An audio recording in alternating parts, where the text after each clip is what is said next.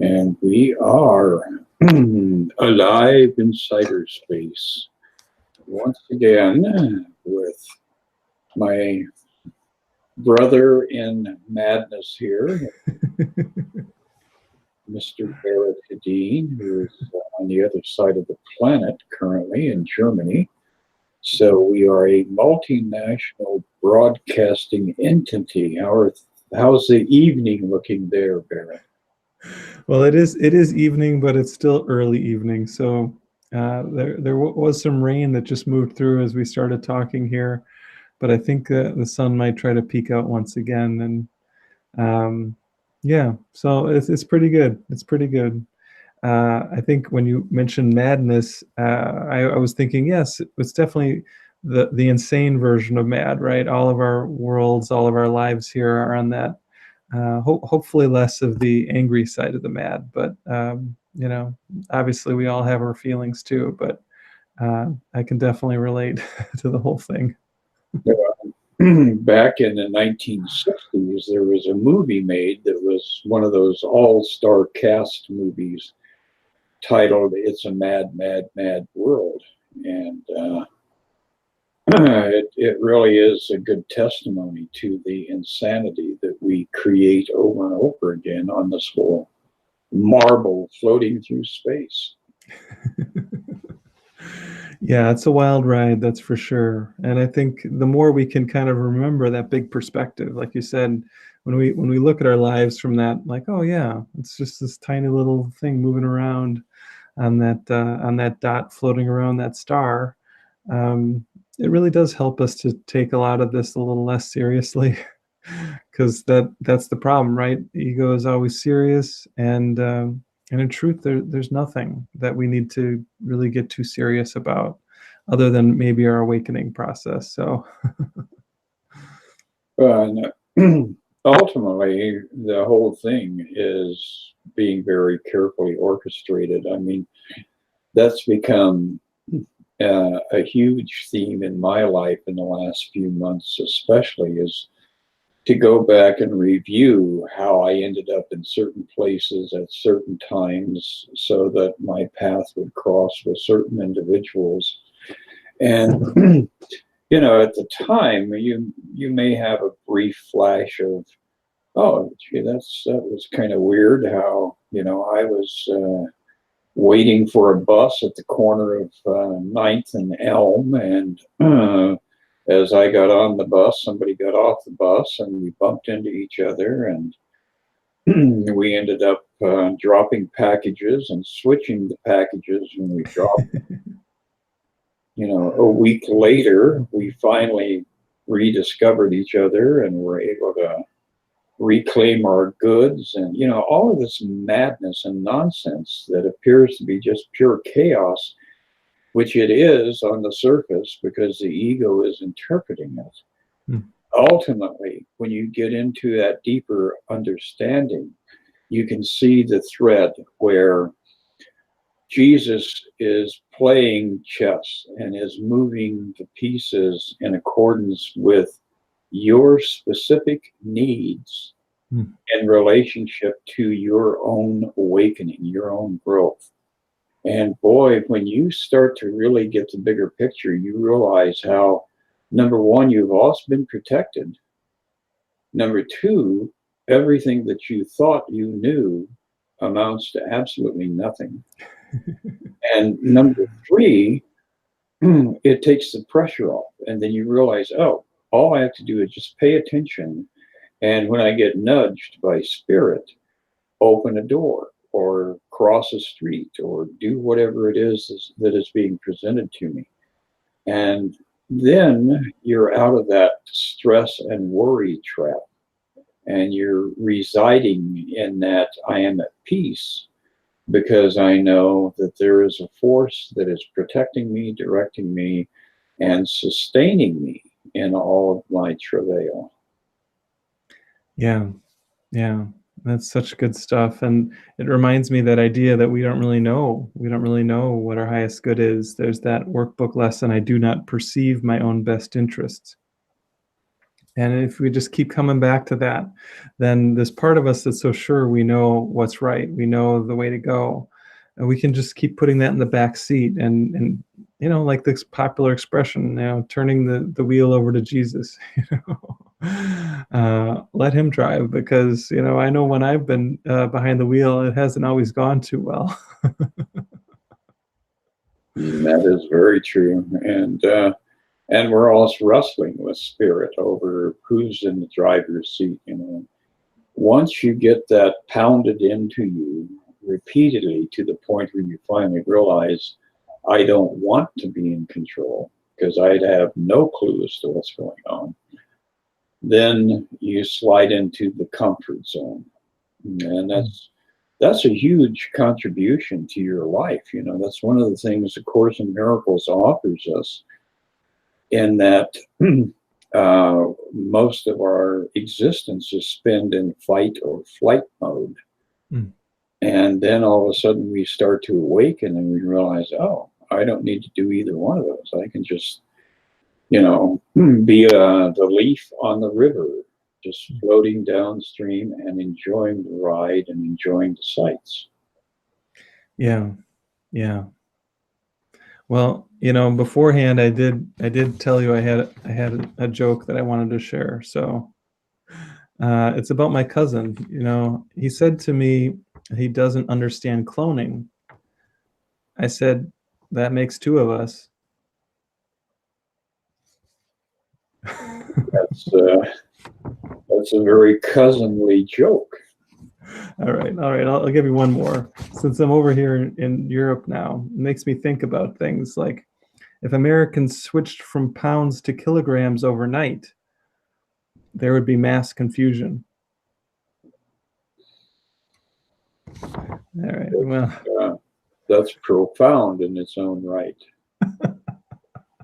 And it is an escape avenue. You know, we're always looking for an escape from the reality that we think we have created. Mm. So that's a profound joke in and to itself.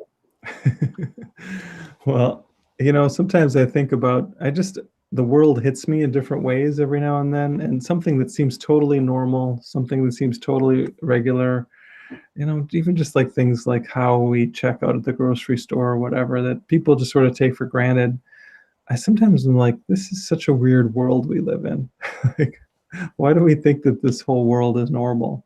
Mm. And sometimes that just sort of helps me step back from the experience. I'm like, oh, right, this world isn't normal. This world isn't my true home, you know, which helps us to kind of remember what our true home is, which leads us right to the section that you wanted to share today, which is in the beginning of chapter 21, the section called The Forgotten Song. And really, even that title is talking about the inner song of light and love that we all are, and that we've just forgotten it. We've forgotten that our truth is love and pure and happiness, and we've gotten wrapped up in these different ideas and beliefs, which ultimately all come back to some idea of separation. And he really helps us to see that this whole world of time and space that we think is our home is not.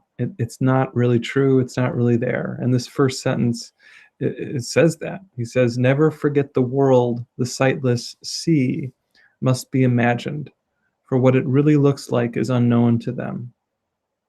He's talking about this world, this imagined world. He's talking about the world of time and space. He says this whole world is actually imaginary, and we don't even know what it looks like. He says they must infer what could be seen from evidence forever indirect, and reconstruct their inferences as they stumble and fall because of what they did not recognize, or walk unharmed through open doorways that they thought were closed. And so it is with you.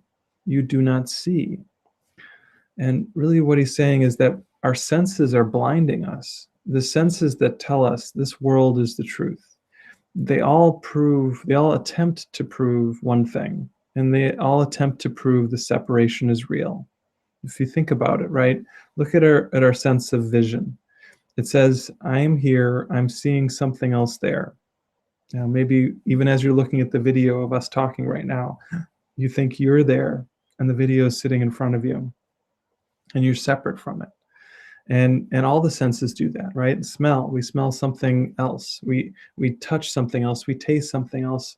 And we hear something else. All of these things tell us there is some other out there. And that reinforces the idea of otherness itself, which is inherent in the idea of separation. And as long as we're buying into this, as he says here, we do not see. And so this is kind of a shocking part of our study of A Course in Miracles, to really get this, that we in fact made up our senses to prove something false, to prove the idea that we're separate from God. And it's just not true. It's just not true. So we have to keep questioning that. And then as we do that, we often get really frightened. Like, well, if this isn't real, then what is? And the good news is that what's behind it all is so much more real and so much more reassuring. And we come into awareness of that, then all of those questions start to fade away. They do indeed. And, I think the senses that we have created in our dream, the most insidious aspect of it is our own identity. The senses are testimony to the fact that if I eat the wrong thing, I'm going to be, made sick. And if I breathe the wrong things in the air, I can become, ill or even dead. And it just goes on and on and on. And this is constant litany that tries to reinforce the fact that we are a mortal being. And, embracing our mortality and locking ourselves into it is such an insane and pointless endeavor. Because number one, we don't have any control over the fact that we are immortal. And so if we keep pounding our head against that wall, we're not going to change the wall, but we are going to develop a lot of bumps along, that line between the eyebrows and the hairline, and it just seems to be ongoing. It's a thing of total self-neglect and a disgust that we have with ourselves that is profound. And we can see it being acted out in politics and in religion and in social customs and in racial interactions. It's everywhere around us. And like you said, it gives us a sense of normalcy until you actually take two steps back and you realize, oh, this is crazy. The thing I think is normal is something that a madman would look at and say, you think I'm crazy? That's crazy. So it is, pardon me, a bizarre kind of imprisonment we have created for ourselves. Yeah. Oh, welcome to the asylum, right? We're all here together. And as you were talking about the sort of bashing your head into the wall, and I don't know, I wonder if that's why I've been increasing my size of between my eyebrows and my hairline. I just all the hitting my head against the wall. I'm not really sure. It's an adequate theory, at least. No, I think it's partly cultural too. You go to too many smorgasbords and you I think it's something to do with Swedish meatballs, but I'm not sure. Yeah, it could be. It could be. I don't know. We'll get to the bottom of this eventually. So I'm just going to kind of read a little further on in this next paragraph. Jesus says, "How foolish is it to attempt to judge what could be seen instead? It is not necessary to imagine what the world must look like. It must be seen before you recognize it for what it is. You can be shown which doors are open, and you can see where safety lies, and which way leads to darkness, which to light. Judgment will always give you false directions, but vision shows you where to go. So he's really helping us to see that, when we take ego's hand, that's what judgment is, right? When we hold on to the ego thought system, we're always going to be wandering down dead ends and looking down twisted alleys to try to find out if that's where our path to peace is, and it's never going to be there. But the vision is always going to point us in the direction of peace, and it's always going to open us into the experience of love, because that's our truth. That's what we really are. And as we sort of clear these cobwebs from the mind, as we bring these bits of anger, these bits of judgment, these bits of fear forward, and we witness them with kindness, we witness them compassionately and generously, then what happens is all of those emotions just unfold. They melt away. They dissolve. That we realize there was never anything real there. There just seemed to be. And so then the light just shines forward, right? Why does it shine forward? Because it's always been there. It's only been at times sort of clouded over or obscured. But once the barriers that light are removed, it just shines. It just glows. So that's a big reason why the Course focuses a lot on the miracle. The miracle is about this shift from fear into love.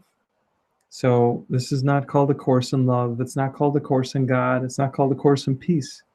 It's called a Course in Miracles, because we need to be encouraged to make that change, to bring the shadow forward and to choose peace instead. And that's what our practice of forgiveness leads us to. Again and again, it helps us to adopt this vision. The vision of Christ is really what is being offered to us here. Yeah, and again, that tendency to make a judgment, to have a judgment call in a situation, it becomes a less and less motivational experience as we begin to withdraw ourselves from that need to criticize and to attack. So it is something where you begin to accelerate the more you're practicing it, the more you're mindful, the more you're staying in the moment. And that really is the key to A Course in Miracles. Once again, is the commitment has to become more and more intense, and then you will see very deep results starting to surface all around you in your living experience. It goes on to say there is no need to learn through pain, but boy, is that ever a difficult choice for us, it seems. You set a big bowl, or it's like the old Monty Python thing. Or no, it was Eddie Izzard who has this routine he does about cake or death. Are you going to choose cake or death? And poses these questions to various people, and a lot of them, they don't know how to respond. Well, I like cake, but death seems so practical. So, once again, the art in the world around us reflects things back to us that are frequently very, very profound. And if you go on YouTube and look for Eddie Izzard and his cake or death routine, you'll find it there. And it reinforces that idea that we are the ones who torment ourselves, even up to that final stage of rotting flesh and hideous experiences. It goes on to say, and gentle lessons are acquired joyously and are remembered gladly. What gives you happiness you want to learn and not forget. And this, kind of diverges us off into this consideration of others too. There is this constant litany of you've got to be punished. We see all the people who want to punish Donald Trump and want to punish Copernic and want to punish this person and punish that person. And when you're in that kind of a mindset, you're unconsciously punishing yourself constantly. And that really is another insidious aspect of the way the ego operates. So we have to learn how to step out of that desire to punish and to exercise forgiveness, which brings the secondary effect of joyousness. If you tell somebody that has wronged you, oh, that's all right. I can forgive you. Has no that has no value to me to get even. It lifts the burden from them, and that lifts the burden from you, and it just keeps going on and on and on. So there is always a different decision available to every encounter that you have in this world. And you have to be mindful as to how you're going to respond to things that last year would have just absolutely pushed you over the edge and caused you to go into an eruptive state. And yet this year you can look at it, laugh it off, and enjoy the peace that comes in rushing like the high tide at noon. When you create an open expanse, the tide rolls in, and when it comes back out again, it leaves this pristine beach. And that's what our life should be, a pristine and joyous and tranquil experience. And we can have that in proportion to the amount of investment we have in, deciding to punish or deciding to forgive. Yeah. Yeah. So again, and this course is very practical, because what it says is to look at our lives, look at the relationships that we have. Who's the person in your life that sets your teeth on edge? This is the perfect person to practice these ideas on. How can I see them through eyes of love? Because if I'm not seeing them through eyes of love, then I'm not seeing myself through eyes of love. It can't be. Just as Chris was just saying, this is a really a key point to what we're learning with the course, is that anytime we're judging someone else, we are judging ourselves. And why is that true? Because there's only one of us here. There's not really 8 billion people on this planet. There's just one. And it's you, right? It's you. It's always you. And the good news is that means that you can put yourself back on the driver's seat, so that when you are feeling victimized or hurt by someone else, you realize you're projecting your hurt inside of yourself outside onto the person, onto the situation. And then you say, okay, I want to reverse that projection. And by reversing the projection, then we have to take the next step. The next step is to say, I don't need to feel guilty either, right? So I'm not mad because they did something. I'm not mad because I did something, because the very core idea that something bad has happened, again, goes back to the idea that we separated from the oneness, and we never did. That separation never happened. So everything that seems to have come, after that seeming separation has never happened either. So whatever it is that's upsetting you ultimately is not the truth, and you can rest back in that peace of God and truth. So those are the first two steps of forgiveness. The third step is always to say, Holy Spirit, Jesus, help me to see this with a loving perspective. How can I see this with eyes of love? And that's it. We just do this again and again and again in all these different situations we have, every relationship that's a problem, every politician that we hate, whatever it is that comes up for us, we just do this. And over time, what happens is our instinct of judgment, our judgment as sort of like second nature, it starts to release. We find that our need to sort of condemn someone else, it's just not there. At first it sort of diminishes, but eventually it actually falls away all the way. We realize I don't need to make Donald Trump the bad guy. I don't need to make anyone the bad guy. I can see how everyone here is doing the best they can. Even people who are acting out of violence and hurtfulness, they are dysfunctionally asking for love. That's really what's happening. Now, am I willing to see it that way? That's always my choice. That's always your choice. Are you willing to see that everything that's happening is either an expression of love or a call for love? And if you're not willing to see it that way, then that's where the work is. Why am I not willing to see this? And be gentle with yourself in that too.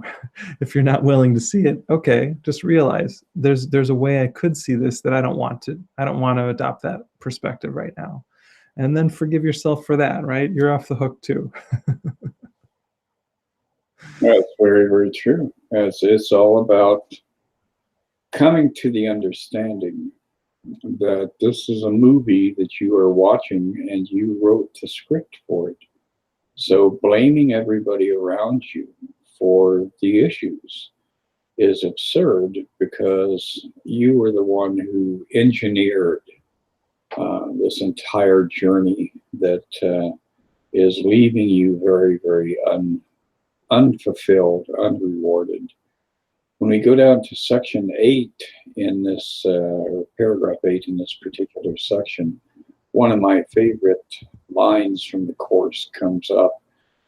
Beyond the body, beyond the sun and stars, past everything you see and yet somehow familiar, is an arc of golden light that stretches as you look into a great and shining circle. And all the circle fills with light before your eyes. The edges of the circle disappear, and what is in it is no longer contained at all. The light expands and covers everything, extending to infinity, forever shining, and with no break or limit anywhere.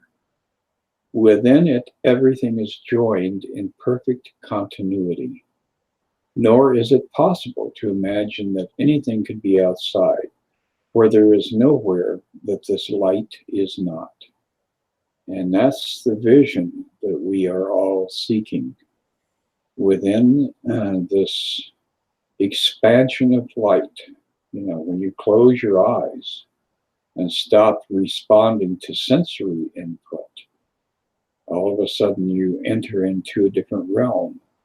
And within that realm, there is the flip side of the universe that we're experiencing here.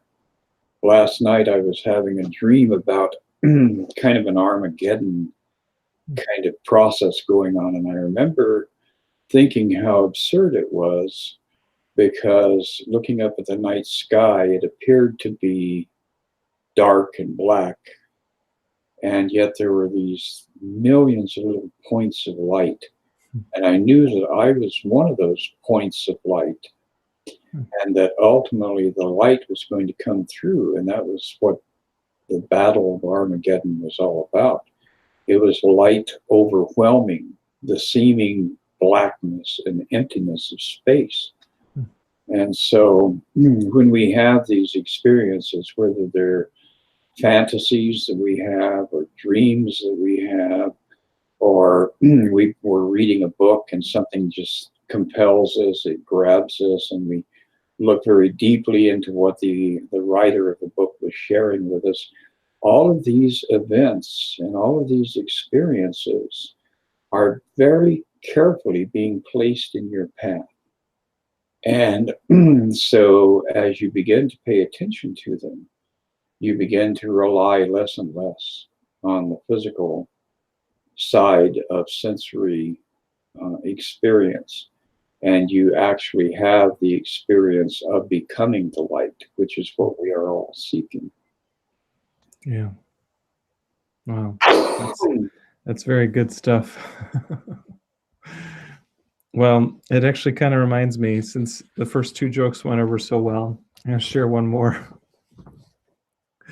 This one says, after God created 24 hours of alternating darkness and light, one of the angels asked him, "What are you going to do now?" God said, "I think I'm going to call it a day." And he did. Or actually, the God of the ego did. It's true. It's not really a Course in Miracles joke, but I still like it. Yeah. It's time to slither into the kitchen and make some vegetable soup and bring the day to closure. Yeah, I think just like God said, I think I'm going to call it a day. Well, in 2 weeks we will reconvene, and at that point you will be working on packing your bags again. So what's coming up on the horizon here? Yeah, well, you're right. Actually, I will be back in the U.S. at that point. I'm flying back next week, and And then I have a whole bunch of events planned for while I'm back in town. For those of you in the Milwaukee area, I'm doing a series on the chakras at Unity of Milwaukee. It's going to be on Wednesday nights, end of May through the middle of July. I'm doing a couple healing retreats in June. One's a camping retreat at Indiana Dunes, June 7th through 9th.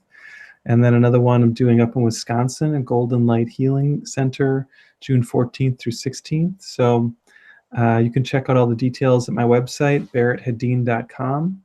And there's a lot of other stuff happening too. Another Course in Miracles talk with Charlie this Saturday. That's one I'm going to still be beaming in from Germany. Yeah, again, all the details are on my site. So yeah, so and hopefully we'll have a chance to get together sometime too while I'm back in the States. It's always good to see you, man. Yeah, and I'm looking forward to that. We'll have to rush out and have a bowl of soup together and exchange stories about foreign experiences. Sounds great to me. Sounds great. Well, enjoy the rest of your stay there in Germany and have a safe and secure flight back. Well, thank you. I appreciate that. I'm sure it will be. And yeah, you have a great day too, man. And I'll see you in a couple weeks. Sounds awesome. Take care. All right. Bye, man.